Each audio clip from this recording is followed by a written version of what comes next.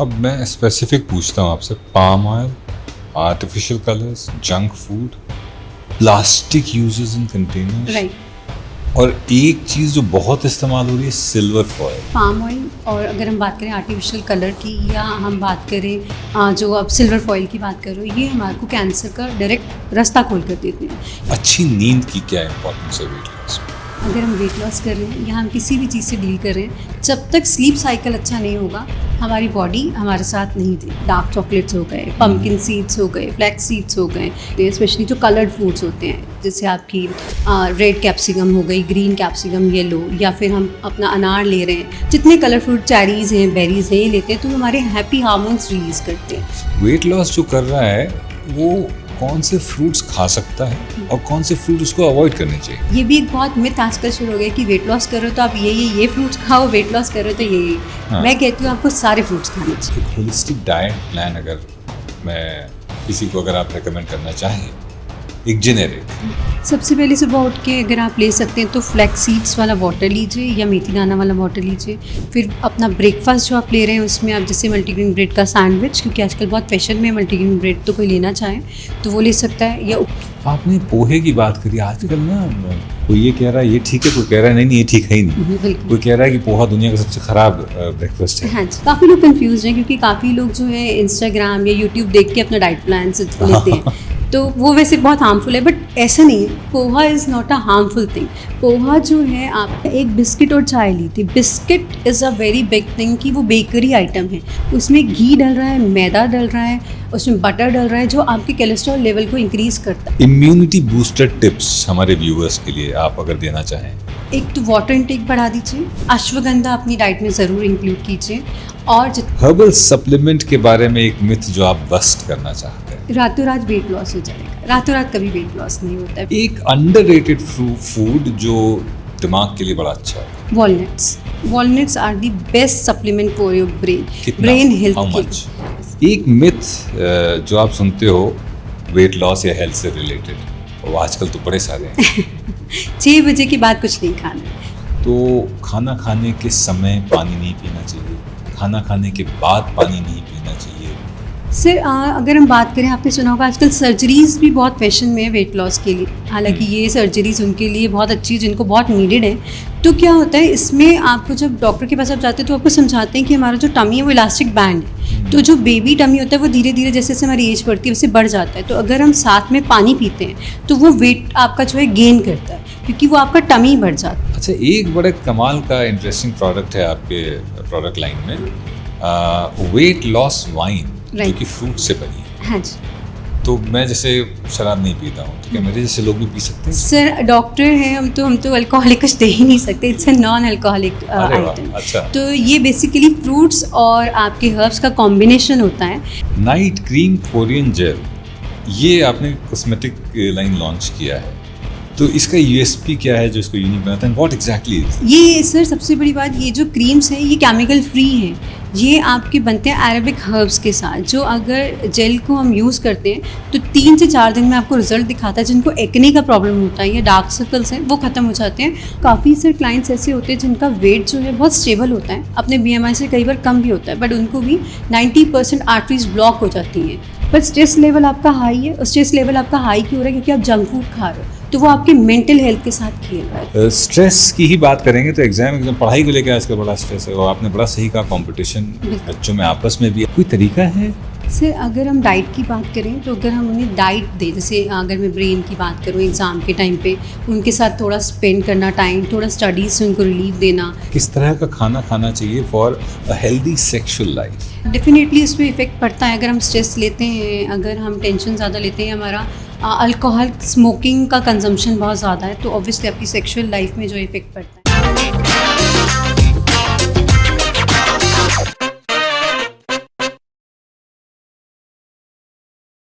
Health is not just the absence of illness, it is the complete harmony of mental, physical and social well-being. वो कहते हैं कि healthy mind resides in a healthy body. Similarly, अगर दिमाग में कुछ गड़बड़ हो तो आप ऑप्टिमम शरीर का यूज नहीं कर सकते। तो मानसिक और शारीरिक संतुलन होना बहुत जरूरी है।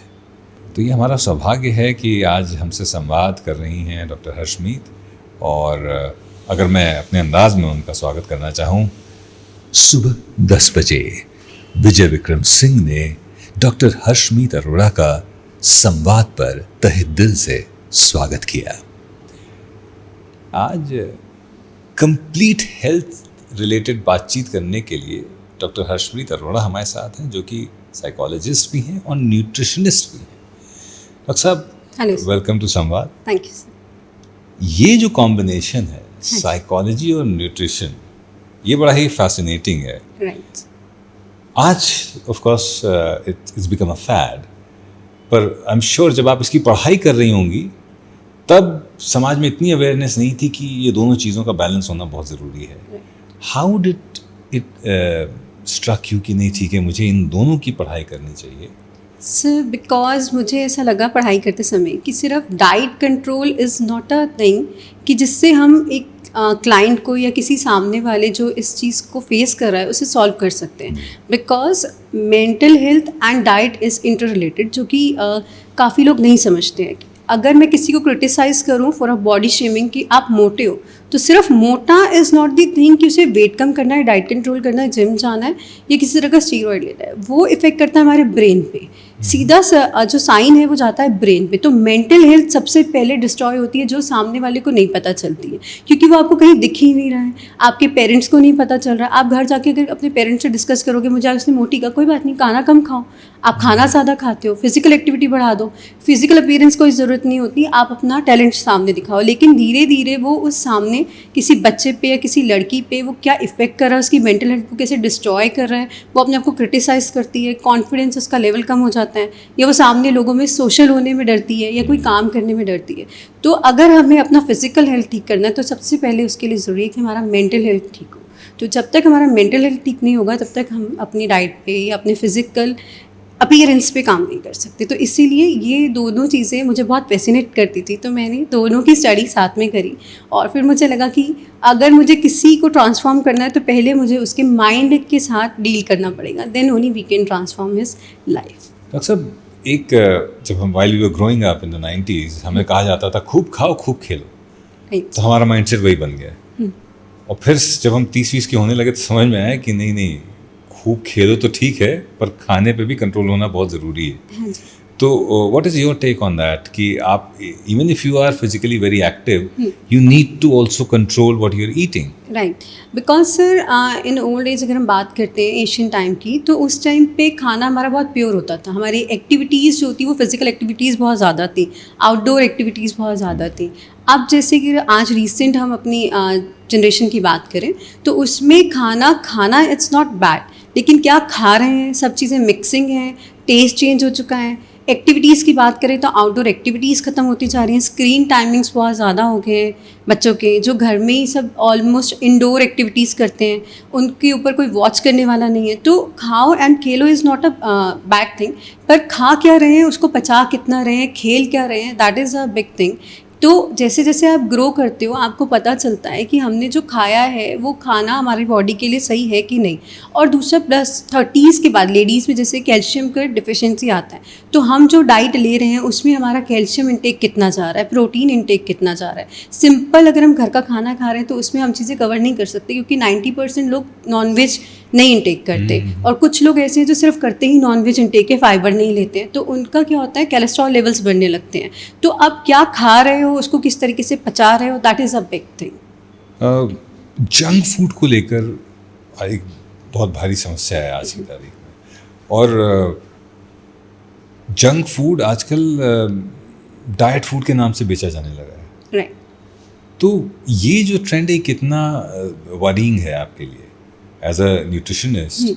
How do you see all this kind of a trend that is there in the society? Sir, junk food आजकल के नाम के लिए अगर मैं कहूँ तो बहुत लोग कहते हैं फैंसी फूड्स, क्योंकि हम लोग देखते हैं कि आजकल ऑलमोस्ट 90% लेडीज़ भी वर्किंग हैं, तो किसी के पास घर में कुछ बनाने का टाइम ही नहीं है। तो हमने सबवे से मल्टीग्रेन सैंडविच लेके खा लिया, that is perfect. But multigrain sandwich में जो वो म्यूनीज यूज़ कर रहे हैं उसमें कितना पाम ऑयल है, कितना फैट जा रहा है, उन्होंने कब की वेजिटेबल्स काट के रखी हैं, वो आप ले सकते हो कि नहीं। उसमें आप बोल रहे हो कि मैंने तो हेल्दी लिया था, उसमें वो बटर आप मना कर रहे रहे हो तो भी अगर वो बटर, क्योंकि वो टोस्टिंग करते समय किसी चीज़ से तो करेंगे, either they do with the butter और या फिर वो किसी रिफाइंड ऑयल से करेंगे या पाम ऑयल से करेंगे, तो वो हेल्दी के नाम पर आपको जो है अनहेल्दी फूड दे रहे हैं। और कुछ पीछे आपकी इन्वेस्टिगेशंस में तो ये भी आया था कि वो जो मल्टीग्रेन ब्रेड यूज़ करते हैं दैट्स नॉट 100% मल्टीग्रेन ब्रेड, उसमें भी आपका मैदा, शुगर और बहुत तरह के केमिकल मिक्स रहते हैं। मैदा भी? हाँ जी। तो जब तक आप कंफर्म नहीं कर देते कि वो प्रॉपर आपका मल्टीग्रेन सैंडविच है तो आप ले सकते हैं कि नहीं ले सकते, that is a big myth कि हम हेल्दी जंक के नाम पे हेल्दी के नाम पे जंक फूड कंसीव कर रहे हैं। मतलब बात वही है, बस खाली लेबलिंग बदल गई है। बिल्कुल। अब जा वही रहा है। राइट। अब जैसे क्या होता है, कुछ लोग कहते हैं कि मैं तो पहले डाइट प्लान ले रही थी, उन्होंने मुझे साउथ इंडियन फूड दिया था। अब हम बोलते हैं कि आप अगर काली दाल लोगे तो वो आपकी बॉडी में हैवी तो कैलोरीज बढ़ाती है, ब्लॉटिंग करती है। राइस भी, तो जो हमारा डोसे का बैटर है वो बनता ही है जो राइस और मिर्च आपकी दाल से, वो आप कभी कभी घर में ले रहे हैं, लेकिन आजकल आपके प्री मिक्सेस बैटर्स भी आ गए जो आपकी शेल लाइफ 3 मंथ्स की है, तो उसमें कोई तो पेस्टिसाइड्स ऐसा डाला हुआ है ना, क्योंकि आपने सिर्फ लाना है, पोर करना है, उसमें सॉल्ट डालना है और डोसा बना देना। तो उसमें दही भी इंक्लूडेड उन्होंने किया है, उन्होंने किस तरह का ईस्ट भी डाला है जिस तरह से वो आपका जो है प्रोबायोटिक्स उसमें कन्वर्ट कर रहा है, जिससे हम कहते हैं खमीर उठा रहा है। तो वो किस तरीके से चीज़ें 3 महीने तक आपकी वैलिड है, तो वो आपको कुछ नहीं करता। एक तो आपका ओवरवेट करता है, आपका शुगर लेवल बढ़ाता है और दूसरा कैंसर की तरफ आपको लेके जाता है। तो that is called unhealthy food, जिसको हम हेल्दी समझ के खाते हैं। और फैट को लेकर भी आजकल सो कॉल्ड अवेयरनेस आ गई है। हाँ जी। लेकिन लोग, मुझे लगता है कि अज्ञानता का लेवल लोगों का उतना ही है। राइट। एक्सट्रीम में ही काम कर रहे हैं, फैट खा ही नहीं रहे। हाँ जी, बिल्कुल। ये आपके हिसाब से ये सही है? सिर्फ फैट, जैसे आपने कहा कि फैट खा ही नहीं रहे, लेकिन इसको हम कहते हैं फैट वो खा रहे हैं लेकिन गलत फैट खा रहे हैं। जैसे अब हम घर पे, आज हमारा मूड नहीं है रोटी सब्जी खाने का, मेरे टेस्ट के हिसाब से नहीं है। 90% लड़कियां बोलती हैं मुझे अच्छा नहीं लगता कि मैं सैलेड और फ्रूट्स लूँ या रोटी लूँ, तो उसकी जगह मुझे कुछ ऐसा ऑप्शन दे दो जैसे मेरा सैंडविच खा लूँ या मैं पिज़्ज़ा खा लूँ। ठीक है, मैं घर पे रोटी जो मेरी पड़ी थी उसमें मैंने सब्ज़ी डाली, ऊपर आपको सॉस डाला, थोड़े से मसाले डालें और चीज़ डाल के मैंने घर का बना होममेड पिज़्ज़ा खा लिया। तो पिज़्ज़ा आपने खाया, उसकी जगह अगर आप देसी घी डालोगे that is really very good, जो आपकी बॉडी में किसी तरह की आपको गुड थिंग्स ही देगा, आपको बेनिफिट देगा, कोई हार्मफुलनेस आपकी बॉडी में नहीं आएगी। लेकिन आप जो म्यूनीस उसमें डाल रहे हो, जो चीज़ उसमें डाल रहे हो, वो आपकी बॉडी में जाके चिपक रहा है, वो आपके कोलेस्ट्रॉल लेवल को बढ़ा रहा है। देन टू काफ़ी से क्लाइंट्स ऐसे होते हैं जिनका वेट जो है बहुत स्टेबल होता है, अपने BMI से कई बार कम भी होता है, बट उनको भी 90% आर्टरीज ब्लॉक हो जाती हैं, आपकी जो स्टंट्स है वो डल जाते हैं, बट वो एकदम आके बोलते हैं कि शी इज़ वेरी फिट या ही इज़ वेरी फिट, पर स्ट्रेस लेवल आपका हाई है। और स्ट्रेस लेवल आपका हाई क्यों हो रहा है? क्योंकि आप जंक फूड खा रहे हो, तो वो आपके मेंटल हेल्थ के साथ खेल रहा है। तो हम जो फैट ले रहे हैं, क्या वो फैट हमारी बॉडी के लिए गुड है कि बैड, पहले हमें वो देखना है कि हमारे किस तरह के कोलेस्ट्रॉल को इंक्रीज जब कर रहा है, तो हम कह सकते हैं कि we are taking good fat और बैड फैट। तो LDL और HDL जो होता है, राइट, हाई डेंसिटी और लो डेंसिटी लिपोप्रोटीन, इसमें LDL is suppose to be the bad fat. Right. तो हमें फोकस ये करना है कि हमारा LDL कम इनटेक हो, HDL ऑप्टिमम लेवल पर जाए। राइट। कई बार सर क्या होता है, जैसे नॉर्मल हम कोई डॉक्टर अपने फिजिशियन के पास टेस्ट करा के गए या कार्डियोलॉजिस्ट के पास, और वो आपको देखकर आपकी हाइट लेके बोलता है तुम्हारा कोलेस्ट्रॉल कैसे बढ़ गया, you are looking very fit, that means either you are doing something wrong और यू आर टेकिंग स्ट्रेस, या आपको टेंशन ज़्यादा है। आधे 90% लोगों को ये भी नहीं पता कि थायराइड और जो कोलेस्ट्रॉल है वो स्ट्रेस और आपकी टेंशन लेने से भी बढ़ता है। तो वो आपकी बॉडी में इस तरह का हार्मोन प्रोड्यूस करता है जिस वजह से आपका कोलेस्ट्रॉल लेवल या थायराइड लेवल्स इंक्रीज जब हो जाते हैं, तो वो चीज़ें भी हमें ध्यान रखनी है। प्लस हम क्या करते हैं, हमने कुछ नहीं लिया, एक बिस्किट और चाय ली थी। Biscuit is a very big thing कि वो बेकरी आइटम है, उसमें घी डल रहा है, मैदा डल रहा है, उसमें बटर डल रहा है, जो आपके कोलेस्ट्रॉल लेवल को इंक्रीज़ करता है। कहते एक ही लिया था, अब उनको ये समझाना पड़ता है कि टैबलेट भी तो छोटी सी होती है, जब वो आपकी बॉडी में जाके आपके लेवल्स मेंटेन करती है, तो बिस्किट भी तो आपके लेवल को इंक्रीज जब कर सकता है। तो बहुत बेसिक चीज़ें होती हैं, जैसे बिस्किट हो गए, ब्रेड्स हो गई, एक्स्ट्रा जो हम चाय कॉफ़ी आजकल बहुत पैशन में है, दिन में 5-5 6-6 ले रहे हैं, उस चीज़ों को अगर हम नॉर्मलाइज करते जाएंगे अपनी बेसिक डाइट में से, तो ये लेवल्स हमारे जो है वो डाउन होते जाएंगे। उसके बाद अगर हम गुड फैट भी ले रहे हैं तो हमारी बॉडी में कभी भी हार्म नहीं करेगी। मैं ब्रेकफास्ट को लेकर एक सवाल पूछना चाह रहा था, पर आपने थायराइड की बात कर दी। हाँ, थायराइड एक ऐसा सब्जेक्ट है जो मेरे लिए भी बड़ा टची है, क्योंकि मैं बीच में वजन अपना बहुत बढ़ा लिया मैंने, इसकी वजह से थायराइड मेरा हिल गया और थायराइड आ गया। हाँ जी। कई लोगों ने कहा कि थायराइड जो हाइपोथायराइड जब होता है तो वेट लूज नहीं होता है। थैंकफुली मैंने तकरीबन 25-27 किलो वजन कम किया अपना, 105 से आज 78 पे आ गया। अब थोड़ा स्टैग्नेट हो गया है। कैसे थायराइड को हेल्दी रखा जा सकता है, दैट्स वन पार्ट। सेकेंडली, जिनको आ गया है थायराइड, वो क्या क्या कर सकते हैं उसका लेवल्स मेंटेन करने के लिए या उसका लेवल्स डाउन नीचे करने के लिए? सर ये आपने बहुत अच्छा बोला, क्योंकि ये 90% लोगों में कि मुझे थायराइड है तो मेरा तो वेट लॉस हो ही नहीं सकता। आप बहुत बड़े एग्जाम्पल अब आपने खुद सेट किया है कि आपने इतना वेट लॉस किया तो कैसे नहीं हो सकता। ये एक जनरल मिथ है।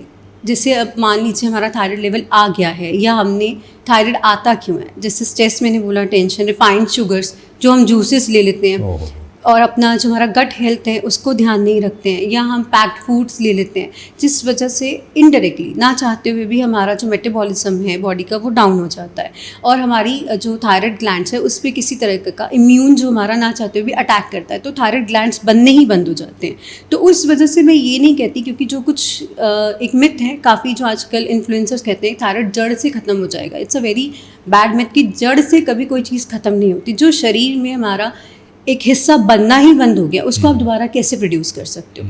वो मतलब तो बेसिकली वो डेड हो गया। डेड हो गया। वो तो बाय गॉड ग्रेस है कि जब हम नेक्स्ट कभी रीबर्थ करेंगे तो हमें नया मिलेगा। तो अब हम उसको कंट्रोल कैसे करें इन केस वो आ गया? तो सबसे पहले हमें क्या करना है, हमें अपना जितना रिफाइंड शुगर्स हैं वो कंट्रोल करना है, हमें बेकरी आइटम्स कंट्रोल करना है, हमें कोशिश करना है कि हम जो जैसे हमारी गोभी है, हमारा सोयाबीन है, वो थोड़ा सा अवॉइड करें जब तक हमारा लेवल कंट्रोल नहीं होता है। और ऐसा नहीं है कि वेट लॉस नहीं होता, आप तो खुद एग्जाम्पल है। तो ऑब्वियसली मेरे क्लाइंट्स भी काफ़ी जो क्वेश्चन करते हैं कि थायराइड है, वेट लॉस हो जाएगा। 100% होता है अगर हम डाइट बैलेंस तरीके से लें। और मैं बैलेंस से ये नहीं कहूँगी कि जैसे एक और कहते हैं कि रात को हम डिनर स्किप करके सूप ले लें, that is not a good thing, क्योंकि ऑलरेडी आपकी बॉडी में थायराइड लेवल इंक्रीज जब है, आप वेट लॉस प्रोसीजर पे जा रहे हो, तो वो क्या करेगा, ब्लॉटिंग और गैस को रिफ्लेक्ट करेगा, जिससे आपकी गैस्ट्रिक इश्यूज होने लगते हैं, स्टोन्स बॉडी में प्रोड्यूस होने लगते हैं। और लास्ट में जो हमारा रिफाइंड ऑयल्स हैं या हमारे जो शुगर लेवल्स हैं उसको हम कंट्रोल रखें, प्लस पैकेजिंग का जो हमारा फूड आइटम्स है उसको इग्नोर किया जाए। ओके, आपने वर्किंग वुमेन और ब्रेकफास्ट की बात करी कि लोग चलते फिरते ये सैंडविच उठा लिया, ये कर लिया, वो कर लिया, सोचा ये हेल्दी है। अच्छा ब्रेकफास्ट क्या हो सकता है? What are the good breakfast options according to you that people can have? Sir good breakfast options में कहूँगी जो हमारे स्पेशली बहुत पंजाबी क्लाइंट्स होते हैं उनको आदत होती है पराठा खाने की। और ये भी एक मिथ है कि हम वेट लॉस प्रोसीजर में तो हम पराठा नहीं खा सकते। हाँ। आप काफ़ी जो हाई क्वालिफाइड न्यूट्रिशनिस्ट आप देखेंगे वो कभी पराठा, आपका स्टफ पराठा बंद नहीं करते। सिर्फ ऑयलिंग का डिफरेंस होता है कि आप पूरा तल के ऊपर से वाइट मक्खन या बटर डाल के ना लीजिए, हल्का रोस्ट करके लीजिए। वैसे अगर आप हेल्दी बहुत जल्दी में हैं तो आप घर पे उपमा ले सकते हैं, वेजिटेबल पोहा ले सकते हैं, बेसन चीला, मूंग दाल चीला इज़ अ हाई प्रोटीन, आप वो ले सकते हैं। अगर आप नॉन वेजिटेरियन हैं तो आप ऑमलेट ले सकते हैं। मैं कहूँगी अगर जब तक आप कंफर्म नहीं है कि आपकी ब्रेड जो है वो प्रॉपर मल्टीग्रेन है, उसकी जगह आप एक रोटी लीजिए, वो ज़्यादा बेस्ट रहता है। आपने पोहे की बात करी, आजकल ना ये इंटरनेट ने कमाल की चीज़ करी है, हर तरह का ज्ञान उपलब्ध है इंटरनेट पर। कोई ये कह रहा है ये ठीक है, कोई कह रहा है नहीं ये ठीक है ही नहीं, कोई कह रहा है कि पोहा दुनिया का सबसे खराब ब्रेकफास्ट है।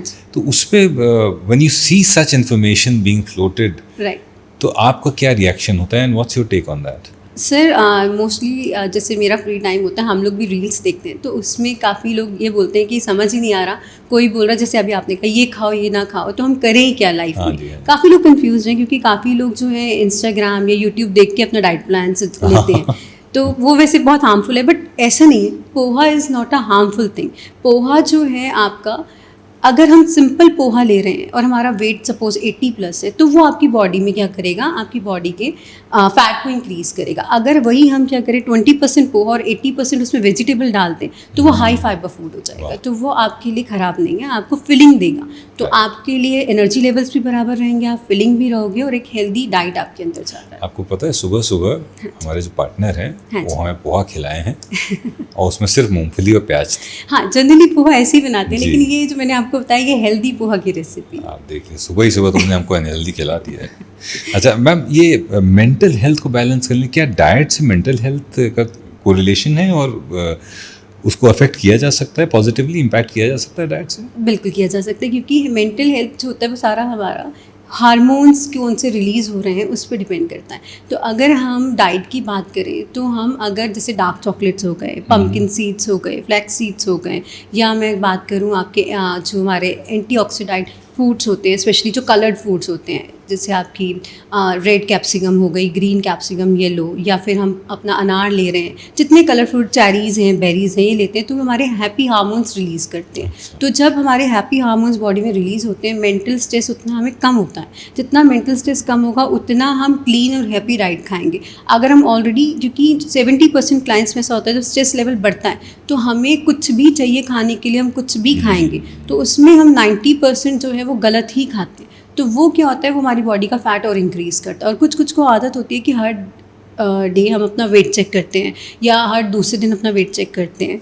मेरे साथ भी है बट उससे क्या होता है सर कि हमारा, जैसे सपोज़ आज मेरा वेट 500 ग्राम कम है लेकिन कल मेरा वेट 200 ग्राम बढ़ गया, लेकिन मैंने तो कुछ भी नहीं खाया, तो उससे हमारा सबसे पहले स्ट्रेस लेवल जाएगा, मूड अपसेट हो जाता है, तो उससे हमें मंचिंग करने का और मन करता है। तो जब तक हमारा मेंटल हेल्थ ठीक नहीं होगा, हमारा फिजिकल हेल्थ कभी ठीक नहीं हो सकता। मूड स्विंग की आपने बात करी, रील्स वगैरह भी मूड स्विंग बहुत करते हैं ना, राइट। और वो फिर eventually it affects what you are taking in. हाँ जी, मूड खराब हो गया, बिल्कुल। गए अच्छा फील करने के डोपामिन रिलीज के लिए, चॉकलेट खा ली, बिस्किट खा लिया। राइट। एक तो बिस्किट तो जितना हो सके लोगों को अवॉइड करना निकाल देना चाहिए बिल्कुल, अपनी डाइट बिल्कुल में से। अवॉइड करना चाहिए। बच्चों पे आते हैं, kids, there lot of myth about the food that kids are eating. एक जैसे है, मैंने देखा है छोटे बच्चों को, नवजात से लेकर 5 साल तक, माएँ जो है आजकल बड़ा स्ट्रेस लेती हैं, हर 2 घंटे पे खिला रही हैं, हर 2 घंटे पे खिला रही हैं। उसकी वजह से मुझे लगता है वेट बढ़ रहा है। और कुछ माओं का ये भी कहना है कि ठीक है वेट अभी बढ़ जाए तो वो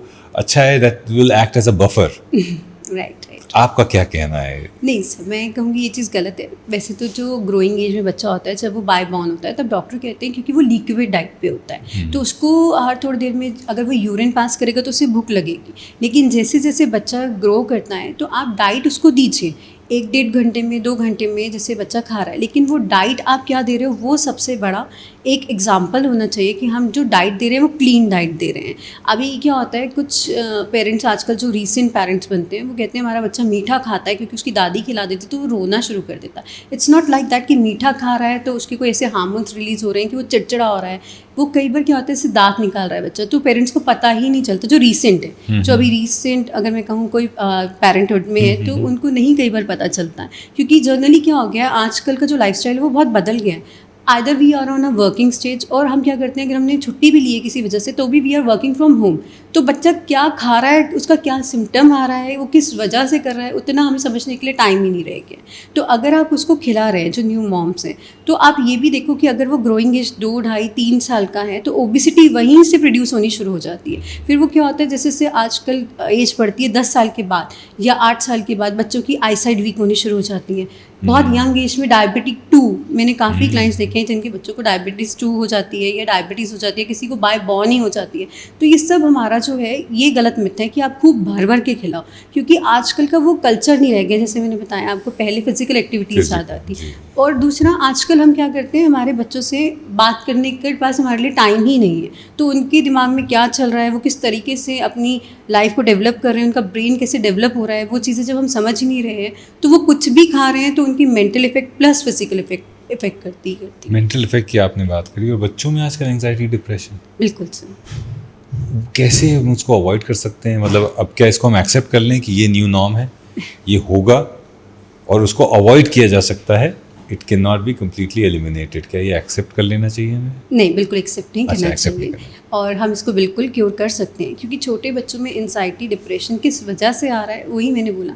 जब तक हम अपने बच्चों के साथ बैठेंगे नहीं, टाइम स्पेंड नहीं करेंगे, हमें पता नहीं होगा कि उनके दिमाग में चल क्या रहा है, तो हम उस चीज़ को क्योर नहीं कर सकते। जैसे आपके या हमारे टाइम पे क्या होता था कि हमारे पेरेंट्स हमारे सर पे होते थे, अगर हम थोड़ी देर भी खा लिए तो चाहे वो हमारे दादा दादी हैं, नाना नानी हैं, मासी हैं, वो हमसे बात करते थे पूरे दिन में क्या किया, फ्रेंड्स ने क्या कहा, अच्छा आगे क्या करना चाह रहे हो, डांस करना है, डांस क्लासेस जाना है। पर आज के टाइम में क्या है कि अगर कोई बच्चा बात भी करना चाहता है, एज आई टोल्ड यू कि मदर्स और फादर इतने बिजी हो चुके हैं, तो वो उसको एक या तो फ़ोन पकड़ा देते हैं या टैब पकड़ा देते हैं, तो वो उस चीज़ में क्या देख रहा है गूगल पे, क्या कि आजकल Google is open for everyone, तो वो वहाँ पे क्या सर्च कर रहा है, वो किससे बात कर रहा है, उसके दिमाग में क्या चल रहा है, वो चीज़ उसको कैसे इफ़ेक्ट कर रही है।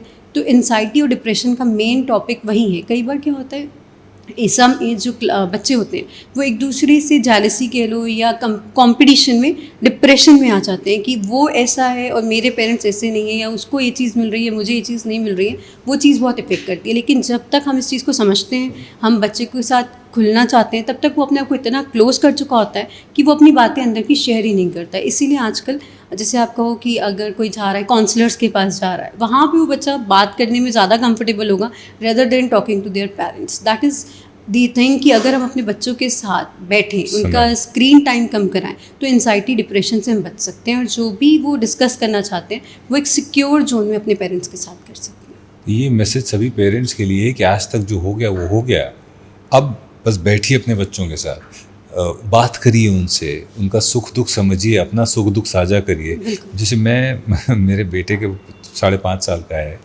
और बेटी जो है वो 10.5 साल की है। बेटे के साथ हमने एक नियम बना दिया है कि स्कूल टॉक करके हम करते हैं। रोशन विल डू स्कूल टॉक। तो जब मैं नहीं करता हूँ, जिस दिन भूल जाता हूँ, वो आता है रात में, पापा आज स्कूल टॉक नहीं हुआ, तो बताता है स्कूल में क्या हुआ। तो आई थिंक ये छोटी छोटी चीज़ें हैं। बिल्कुल, आप उसको गेम्स की तरह, जैसे आपने बहुत से एग्जांपल दिया, स्कूल टॉक करना, फ्रेंड टॉक करना, जैसे आप उसको अगर एक्टिविटीज़, फिजिकल एक्टिविटीज़ के सामने बात की, उसमें अगर हम उसको इन्वॉल्व कर रहे हैं तो वी शुड आस्क कि आज गए थे, अच्छा कौन सा नया डांस सीखा, वहाँ पे कौन से फ्रेंड्स बने, उनके साथ बात क्या हुई। जितना बच्चे से आप खुलेंगे उतना आपको हिंट मिलेगी कि उसकी लाइफ में क्या चल रहा है। तो वो डिप्रेशन और एंजाइटी अगर उसको कहीं पे कोई चीज़ हिट भी कर रही होगी तो आप एज अ पेरेंट उसको एक्सप्लेन करोगे कि लाइफ है, लाइफ नेवर गो स्मूथ, इसमें अप डाउन्स आते हैं। ऐसा नहीं सर कि हमें अभी तक टेंशन नहीं होती है, लेकिन हमारा एक नियम है, अगर थोड़ी सी भी टेंशन है किसी भी चीज़ की, तो शाम को जब पापा आते हैं तो सबसे पहले पापा आज मेरे साथ ये हो गया, तो वो 5-10 मिनट पहले सुनेंगे, फिर उस चीज़ को एक्सप्लेन करेंगे। फिर अगर आप दोबारा बात, वो चाहे डांटने के प्रोसेस में आपको बोले कि ये लाइफ है, you have to bear it, but एक बात है कि कुछ ना कुछ ऐसी पॉइंट निकलता है जो आपको हिट करता है, जिससे कि आपका डिप्रेशन और एंजाइटी की तरफ तो आप जा ही नहीं सकते हमारे वाले एज के क्लाइंट्स। तो छोटे बच्चों के साथ अगर हम ये करेंगे तो वो एंजाइटी और डिप्रेशन से 100% बच सकते हैं। मतलब एक रिलीज उनको मिल रहा है। बिल्कुल, मुझे बड़ी खुशी है कि मैं अपने बेटे के साथ ये कर पा रहा हूँ, जहाँ पर मैं उससे कहता हूँ स्कूल टॉक बताओ क्या हुआ स्कूल में, और वो बताता है। और आज वो इतना अच्छा रिलेशन हो गया कि जब मैं भूल जाता हूँ तो वो आके बोलता है कि पापा लेट्स डू स्कूल टॉक। तो मतलब उसको एक आउटलेट मिल रहा है मेरे जरिए। हैप्पी हो। आई होप इसकी रील बना के नीलेश तुम डाल देना, ताकि मेरी वाइफ भी देखे कि yes I am doing something correct in terms of parenting. Stress की ही बात करेंगे तो एग्जाम पढ़ाई को लेकर आजकल बड़ा स्ट्रेस है। और आपने बड़ा सही कहा, कंपटीशन बच्चों में आपस में भी, आप नहीं भी अगर एज ए पेरेंट आप नहीं दे रहे हैं बच्चों के को फीड नहीं कर रहे हैं कि ये कॉम्पिटिटिव है, तुमको जीतना है, तो भी वो एक कंपटीशन का माइंडसेट लेके बढ़ रहे हैं आगे। कोई तरीका है कि हम इस चीज़ को थोड़ा सा कंट्रोल कर पाएँ? सर अगर हम डाइट की बात करें तो अगर हम उन्हें डाइट दें, जैसे अगर मैं ब्रेन की बात करूँ, एग्ज़ाम के टाइम पे उनके साथ थोड़ा स्पेंड करना टाइम, थोड़ा स्टडीज़ से उनको रिलीफ देना, थोड़ा उनके साथ बात करना, हंसना खेलना, एक्टिविटीज़ के बारे में बात करना। और अगर डाइट के बारे में बात करें तो जैसे फ्लैक्स सीड्स हो गए, वॉलनट्स हो गए, ashwagandha, it's a very good. अगर मैं बात करूँ आयुर्वेदिक में एक बहुत अच्छा हमारा हर्ब है अश्वगंधा, जो आपके स्ट्रेस हार्मोन्स को रिलीज़ करता है। तो अगर वो अश्वगंधा हो गया, jaggery, black jaggery powder with little bit of honey, अगर उसका हम दूध में जो प्योर, अगर कहें आजकल तो प्योर नहीं है वैसे, लेकिन दूध में अगर मिक्स करके, हाँ, तो वो एक ऐसी ड्रिंक है जो आपके स्ट्रेस हार्मोन्स को रिलीज़ करती है। और बच्चों को हमेशा यही बोलना चाहिए कि each and every person is not equal.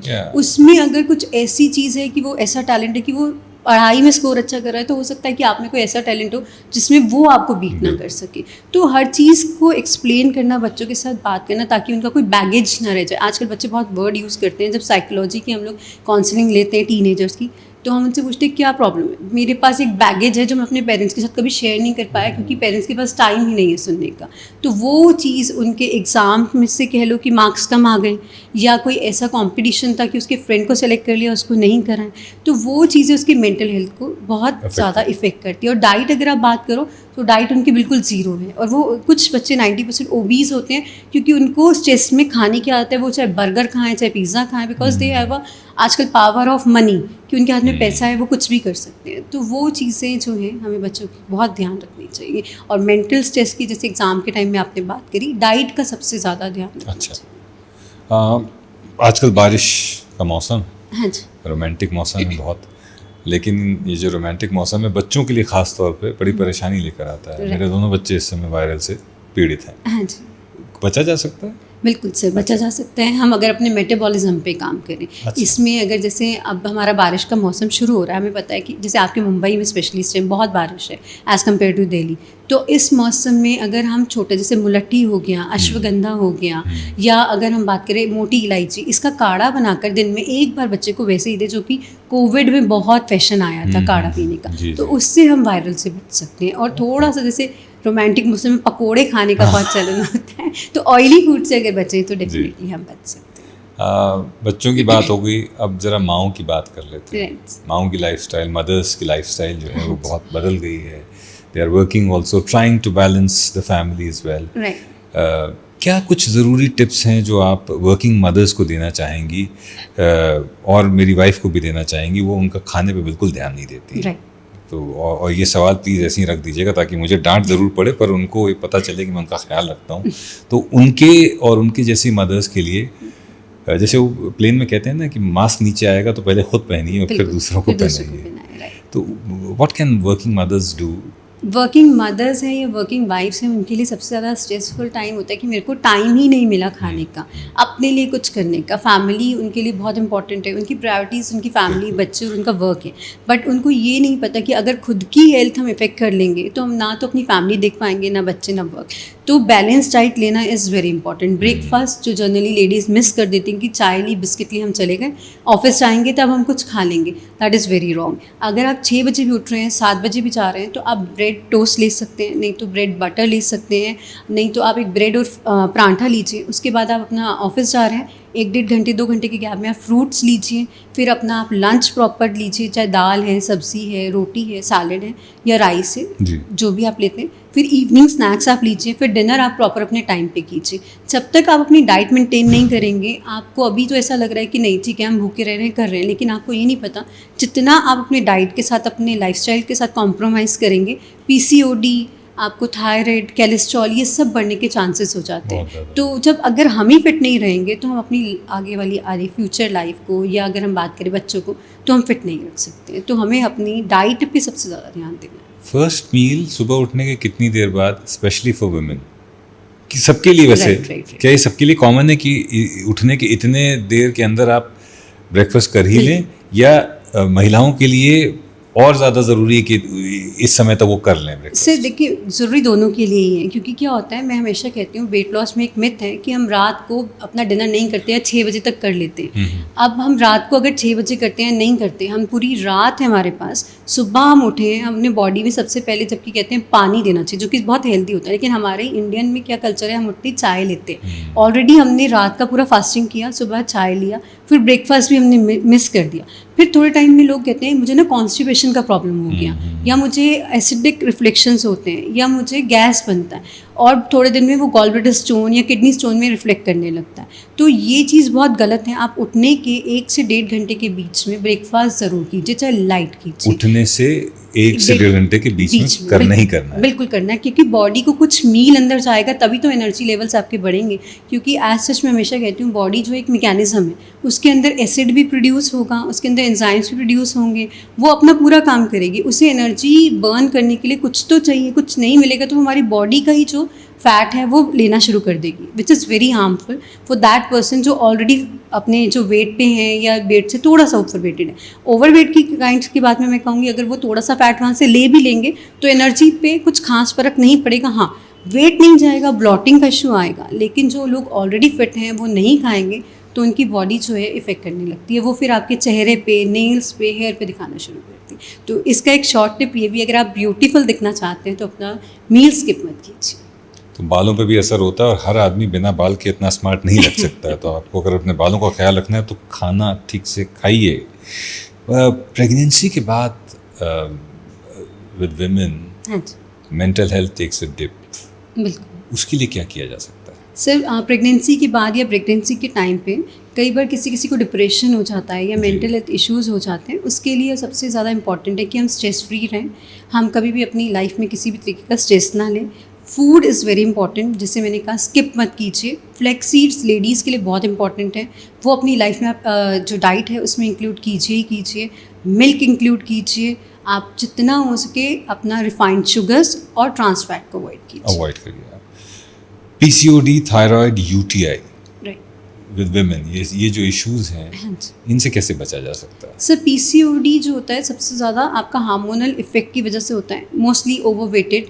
और ओवरवेटेड भाई जैसे आपने क्रैश डाइटिंग कर ली या कीटो डाइट हम लोग का आज बहुत फैशन में है वो कर लिया, अपनी कीटो बॉडी तो किडनी पे बड़ा असर इफेक्ट करता है बिल्कुल सर। तो उसमें हम अपनी बॉडी को फास्टिंग पे डाल देते हैं, हम अपनी बॉडी को प्रॉपर न्यूट्रिएंट्स नहीं दे रहे हैं।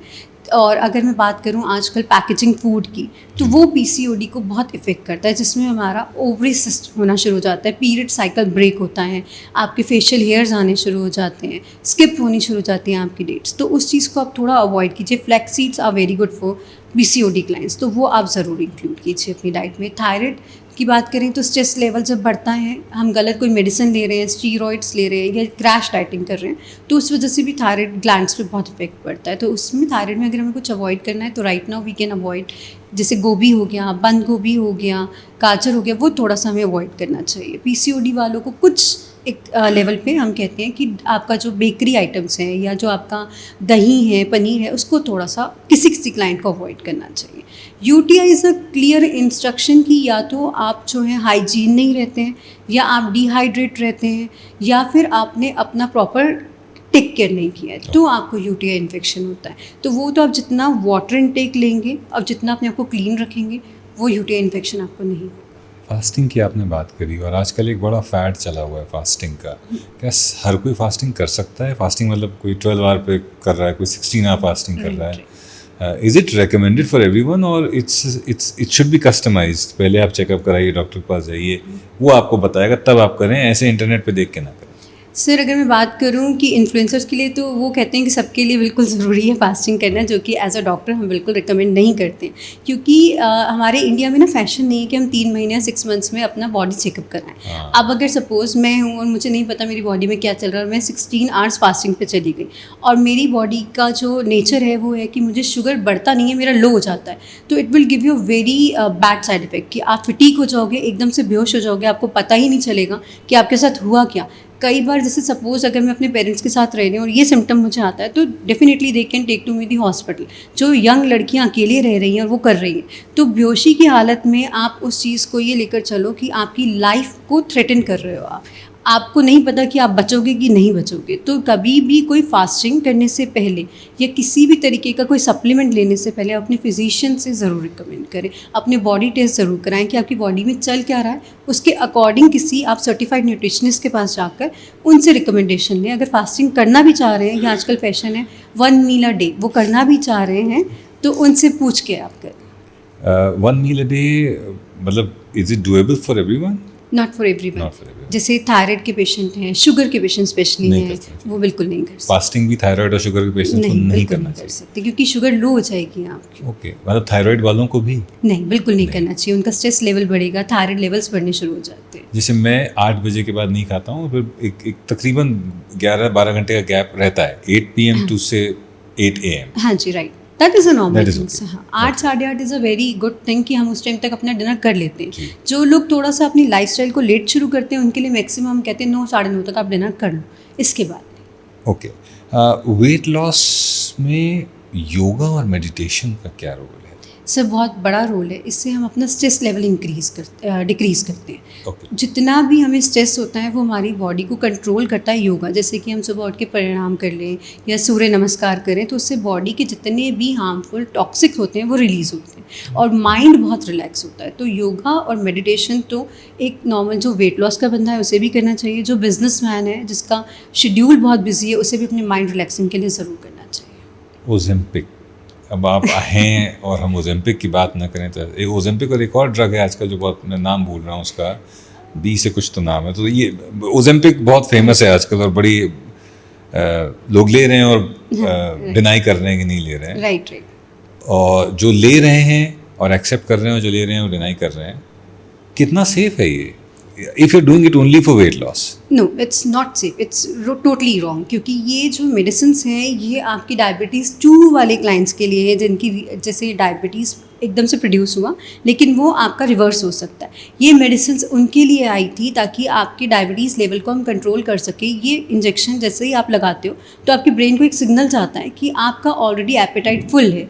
तो जो आपके डायबिटीज़ 2 वाले पेशेंट होते हैं उनको मंचिंग करने की आदत होती है, तो उस लेवल को कंट्रोल करने के लिए, और जो बहुत हाईली ओबीज हैं उनके लिए ये मेडिसिन आई थी ताकि वो एक नॉर्मल आपका जो लाइफस्टाइल है उसे कंट्रोल कर सके, डायबिटीज़ को कंट्रोल कर सके। बट आजकल ये फैशन में आ गया फॉर दी वेट लॉस, क्योंकि इससे क्या होता है सर, एपेटाइट कंट्रोल हो जाता है हमारा, प्लस इसके जो सिम्टम्स हैं वो नोजिया, स्ट्रेस लेवल, मेटाबॉलिज्म पूरा हिला देता है। उसके बाद आपको PCOS, PCOD, थायराइड इससे डिडक्ट हो सकता है। तो ये बहुत हार्मफुल है कि अगर हम सोच रहे हैं कि हमारा 8-10 किलो वेट बढ़ा है तो मैं इतने पैसे खर्च करूं, इतना सब करूं, या डाइट करूं, जिम करूं, बेटर है मैं इंजेक्शन लूं और वो लगवा लूं। तो इसके जो आपको साइड इफ़ेक्ट्स हैं वो एकदम नहीं दिखेंगे, ऑब्वियसली आने वाले टाइम में आपको इसके साइड इफ़ेक्ट्स पता चल जाएंगे। हेल्दी ग्रेसफुल लाइफस्टाइल, ये जो ब्रांड नेम आपने चूज़ किया, इसके पीछे का क्या कारण है? सर आपका जो लाइफस्टाइल है जब तक वो हेल्दी नहीं होगा तो आप उसे ग्रेसफुल नहीं बना सकते, इसीलिए ये नाम हमने चूज़ किया था। बिकॉज मेरा मोटो रहता है कि we are not transforming the only your body, we are transforming your life. So food is a poison also, and food is a power also to transform you. So that is why we have taken this name, healthy and graceful lifestyle. एक बार और ये सवाल में हम लोग शुरू में बातचीत कर चुके हैं, just to reiterate the fact कि how mind and body are, mind and appetite and mind and body are related. जब स्ट्रेस होता है ईटिंग, राइट, है ना, कुछ भी बुरा हुआ तो ईटिंग। तो that's why it's so important कि पॉजिटिविटी जो है, यहाँ अगर पॉजिटिविटी रहेगी तो गट हेल्थ का क्या रोल है इसके लिए? मतलब ये एक तो हमने बात करी कि यहाँ जब स्ट्रेस होता है तो हम इसको भरने लगते हैं, राइट। अगर ये अच्छा है तो हम यहाँ ठीक रहेंगे, अगर ये अच्छा है तो उसका इम्पैक्ट यहाँ पर आता है, राइट, बिल्कुल आता है। गट हेल्थ सर सबसे इम्पॉर्टेंट है। अगर हमारा गट हेल्थ ही ठीक नहीं होगा तो हम वैसे ही लेजीनेस फील करते हैं, फटीगनेस फील करते हैं, मेटाबॉलिज्म स्लो हो जाता है, हमारी बॉडी का पूरा ऑर्गेनिज्म बिगड़ जाता है। तो gut health is a big thing. जब तक हमारा हार्ट हेल्थ ठीक नहीं होगा हमारी बॉडी नहीं चलेगी, जब तक हमारा गट हेल्थ ठीक नहीं होगा हमारा फिजिक्स सही नहीं रहेगा। तो ये जो हेल्दी ग्रेसफुल लाइफस्टाइल, इसमें आप जापानीज, मैक्सिकन और श्रीलंकन हर्ब्स जो है वेट लॉस में ये यूज़ करते हैं, राइट। इनके बारे में थोड़ा सा बताइए। सर ये मैं पहले क्लियर करना चाहूँगी, ये कोई अजेम्पिक या स्टीरॉइड्स नहीं है। आजकल काफ़ी लोगों ने ना एक सप्लीमेंट निकाला है कि अजेम्पिक का छोटा रूप, ये सस्ता रूप आप ये लीजिए, इसमें ऑर्गेनिक अजेम्पिक है। ये उस तरीके से कुछ भी रिलेटेड नहीं है। अच्छा, ये भी चल रहा है मार्केट में, ये भी चल रहा है मार्केट में, क्योंकि काफ़ी क्लाइंट्स ने मुझे अप्रोच किया कि अजेम्पिक का कोई ऐसा भी है कि छोटा घर बैठे बैठे कोई नुस्खा है जो हम बना सकते हैं, तो ये भी एक मिथ है। तो ये आयुर्वेदिक हर्ब्स हैं, जैसे हमारे इंडियन हर्ब्स होते हैं, जैसे हम मसाले यूज़ करते हैं, वैसे ये जापानीज़, मैक्सिकन, लेकिन ये डिपेंड करता है किस क्लाइंट का क्या जो मेडिकल क्राइटेरिया है उसके हिसाब से हम उसको दे सकते हैं। अब किसी का हाई बीपी है तो वी हैव श्रीलंकन हर्ब्स, हम वो नहीं दे सकते क्योंकि वो हर्ब्स का जो नेचर, जिसको हम तासीर कहते हैं, वो गर्म होती है, वो आपका बीपी शूट अप करती है। तो ये हर्ब्स सिर्फ एक सपोर्टर्स हैं जो आपकी बॉडी में मेटाबॉलिज्म को इंक्रीज़ करते हैं, आपके एपेटाइट से बिल्कुल छेड़छाड़ नहीं करते हैं और आपको वेट लॉस कराने में हेल्प करते हैं। तो इसमें हम क्या करते हैं सर, जो हम हर्ब्स देते हैं ना, वो आपको सिर्फ तब तक ही यूज़ करने होते हैं, उसके बाद आप करोगे तो ये रिजल्ट्स भी नहीं देते हैं जब तक हम ओवरवेटेड हैं। ओवरवेटेड इन द सेंस 10 किलो ज़्यादा है, 8 किलो ज़्यादा है, लेकिन अगर 1-2 किलो ज़्यादा है, they won't help you to give a weight loss. तो पर केजी, पर डे पर केजी है इसका, ये आप थोड़ा सा बताइए। पर डे पर KG is just a tag line, क्योंकि क्लाइंट्स का जा रहा था तो उन्होंने ही अपनी तरफ से मुझे गिफ्ट किया है पर डे पर केजी नाम। एक्चुअली सर ये जो है हमारे ब्राज़ीलियन ग्रीको हर्ब्स हैं जो बहुत ज़्यादा इफ़ेक्टिव हैं, लेकिन उसका जो रिजल्ट पर डे पर केजी पे आता है, जिनका वेट ऑलमोस्ट 20 केजीज अप है, 10 केजीज अप है, तो वो क्या होता है, वो आप सब, लेकिन इसमें एक सबसे बड़ा कंडीशन मेरे साथ क्लाइंट्स का ये रहता है कि आप खाना खाओगे तो रिजल्ट्स आएंगे, खाना अवॉइड करोगे तो रिजल्ट्स नहीं आएंगे। क्योंकि अगर हम भूखे रहेंगे तो हर्ब्स आपकी बॉडी में जाके ब्लॉटिंग करेगा, आपको गैस्ट्रिक देगा, कॉन्स्टिपेशन देगा। तो इसमें अगर आप प्रॉपर मील्स ले रहे हो जो कि आपको रिक्वायर्ड है, तो ये आपकी बॉडी से क्या करेगा, आपको एनर्जी लेवल देगा, लेकिन जो हार्मफुल फैट है, जैसे कोलेस्ट्रॉल, आपका ओबिसिटी का, जो डायबिटीज़ की मैं बात कर रही हूँ, थायराइड की, PCOS, वो बढ़ता है, उस चीज़ को एक्सट्रैक्ट करेगा और आपकी बॉडी से शेड आउट करेगा। तो वो आपको पर डे पर केजी के हिसाब से रिजल्ट्स देना शुरू करता है। जैसे 1 kg चला गया किसी का 1.5 kg चला गया, that depend according to your body weight and metabolism. पर ऐसा नहीं है कि जाइए खरीद लाइए और यूज़ करना शुरू कर दीजिए। ये आपको कहीं मिलेगा भी नहीं सर। अच्छा, मिलेगा ही नहीं, चलिए ये अच्छी बात है, नहीं मिलेगा तो इसका मिसयूज़ नहीं होगा। मिसयूज़, क्योंकि काफ़ी होता है जैसे आजकल आपको, अभी हमने बात की बच्चों के बारे में, मेरे पास जो क्वेरीज आती हैं 14 ईयर्स 12 ईयर्स, तो हम उनको पहले ही बोल देते हैं this is not for you, at least 20 years हो जाएगी उसके बाद ये हर्ब्स हम आपको दे सकते हैं। क्योंकि सर उनको अगर हम बोल रहे हैं 1 पिंच, पहली बात बच्चों को हर्ब्स देना आई डोंट थिंक नेसेसिटी है, वो एक बैलेंस डाइट से ही अपने आप वेट लॉस कर सकते हैं। तो इस एज में उनको इस तरह के सप्लीमेंट्स देना मुझे नहीं लगता प्रेफरेबल है, हालांकि इसका कोई साइड इफेक्ट नहीं है, बट क्यों देना है कि अगर आप अभी इस एज में हैं कि आप भाड़ दो के अपना वेट कम कर सकते हैं। तो इसलिए वेट लॉस जो कर रहा है वो कौन से फ्रूट्स खा सकता है और कौन से फ्रूट उसको अवॉइड करने चाहिए? ये भी एक बहुत मिथ आजकल शुरू हो गया कि वेट लॉस करो तो आप ये फ्रूट्स खाओ, वेट लॉस करो तो ये। हाँ। मैं कहती हूँ आपको सारे फ्रूट्स खाने चाहिए, हाँ, क्योंकि आपकी बॉडी को हर तरीके की एनर्जी की ज़रूरत है। जब तक आप किसी स्पेसिफिक प्रॉब्लम से डील नहीं कर रहे, जैसे डायबिटीज़ है तो आपको मैंगो अवॉइड करने के लिए बोलते हैं, चीकू अवॉइड करने के लिए बोलते हैं, हैवी जो मीठा फूड है आपका फ्रूट है उसको अवॉइड करने के लिए बोलते हैं। लेकिन अगर हम वेट लॉस पे मिक्स फ्रूट्स लीजिए, सिर्फ आप क्या कीजिए, लीची है 4 की जगह आप 2 ले लीजिए, मैंगो पूरा मैंगो की जगह आप 2 स्लाइस ले लीजिए, आप जैसे गन्ने का जूस है डेली ना पी के कभी कभी ले लीजिए, तो वो आपकी बॉडी की जितनी न्यूट्रिएंट्स है वो भी पूरे करेगा और आपको वेट गेन करने की बजाय आपके चेहरे पे, आपकी स्किन पे ग्लो देगा। एक मैं पर्सनल सवाल है, बहुत ज़्यादा खाना खा लेता हूँ ना तो मेरी आवाज़ पे इफेक्ट हो जाता है, ये क्या is it due to acid reflux? Sir acid reflex तब होते हैं जब हम खाना नहीं खाते। अच्छा, अगर हम भूखे रहेंगे तो एसिड रिफ्लेक्स होता है, वो तो कई बार जैसे हम खाना ज़्यादा खा लेते हैं, हैवीनेस की वजह से वोकल कॉर्ड पे असर आने लगता है। अच्छा, तो अगर हमने खाना कभी ज़्यादा खा लिया, क्योंकि कई बार हमारी फेवरेट सब्जी बनी होती हाँ, है हाँ। तो हम एक की जगह 4 रोटी खाते हैं, तो आप क्या कीजिए, खाना खाने के बाद 10 से 15 मिनट की वॉक कीजिए, उसके बाद आप बेड पे जाएं, तो ये कभी भी आपको प्रॉब्लम फील नहीं होगी। आजकल ना डेमोक्रेसी का एक अलग लेवल हो गया है कि कोई भी कुछ भी उठाकर, उसको हथियार मिल गया बोलने के लिए तो वो बोल देता है, प्लेटफॉर्म्स मिल गए। सारे क्लाइंट्स आपसे खुश हों ऐसा ज़रूरी है नहीं। कई बार लोगों को लगता है हमने तो इतना पैसा खर्च किया, हमें तो ये रिजल्ट चाहिए था और ये नहीं मिला, तो नेगेटिव चीज़ें भी लिखते हैं। तो आप कैसे इस तरह की चीज़ों से डील करते हैं, नेगेटिविटी जो आती है? सर डील करना कई बार मुश्किल भी हो जाता है, लेकिन अच्छा, मैं आपको एक और चीज़ आगाह कर दूं कि इस पॉडकास्ट के बाद भी बहुत सारी नेगेटिविटी आएगी। राइट, आजकल हर आदमी जो है एक्सपर्ट बना हुआ है, राइट। और कोई एक्सपर्ट अगर कुछ कह भी रहा है तो उनको लगता है नहीं, अरे हमको ज़्यादा पता है। राइट, ये फिर बहुत अच्छा कोड आपने बोला, जैसे कि अभी मैं रिसेंट पॉडकास्ट सुन रही थी, बहुत फेमस है हमारे आजकल दिलजीत सर, उन्होंने एक बहुत अच्छी बात की थी कि जिसको जो उनके बारे में बोलना है वो बोले। तो अब मैंने उस चीज़ को मोटो बना लिया है कि हम यहाँ पे किसी को खुश करने नहीं आए, जो क्लाइंट हमसे रिजल्ट ले रहा है, हाँ अगर कोई गलती हमसे हुई है या उनको कोई एक्सपेक्टेशंस में प्रॉब्लम है, we are there to help her in every manner we can do. But अगर किसी को खुश आप करना चाहते हो सर, आप नहीं कर सकते। आप किसी को पूरा खुश कर दो, ऐसा तो भगवान से भी लोग खुश नहीं है, तो हमसे तो क्या है, तो हम लोग तो इंसान ही हैं। Right. अच्छा, best Asian doctor icon award और बेस्ट फिजियोलॉजिस्ट अवार्ड भी आपको मिला। Right. तो यार such a young age, London book of records में एंट्री, जब इस तरह का रिकग्निशन मिलता है तो how do you handle that? थोड़ा सा आता है अभी तो अपने नीचे भगवान है, ऐसा आता है या एक ग्रैटिट्यूड वाली फीलिंग आती है? नहीं, ऐसा लगता है कि सर शायद मैं डिजर्व नहीं करती थी, ऊपर वाले ने ज़्यादा दे दिया, पहली चीज़ यही आती है दिमाग में। दूसरा फिर लगता है कि अब जो मिला है उसे मेंटेन करना है, सबकी हेल्प करनी है, ईगोइस्टिक पॉइंट बिल्कुल नहीं लाना है और इससे आगे अच्छा ही करके दिखाना है। क्योंकि काफ़ी क्लाइंट्स जो है हमारे साथ, ऐसा नहीं नेगेटिविटी है, पॉजिटिविटी भी बहुत है, जो ब्लेस करते हैं, तो उनकी जो डिमांड्स है, जो ब्लेसिंग्स है, उस पर हमें पूरा होता है। बट हाँ, as a doctor we are practicing, तो और मेहनत करनी है और आगे जाना है और अवार्ड्स लेने हैं, यही दिमाग में हमेशा रहता है। नेगेटिविटी की जैसे आपने बात की, वो पॉजिटिविटी की, तो आपको मैं एक अपना भी वो बता देता हूँ एक्सपीरियंस। तो पिछले 5-7 सालों से जब भी बिग बॉस चल रहा होता है, हाँ जी, तो मेरा इंस्टाग्राम जो है बहुत बजिंग होता है और ज़्यादातर अच्छे ही मैसेज आते हैं, बहुत अच्छा लगा ये हुआ।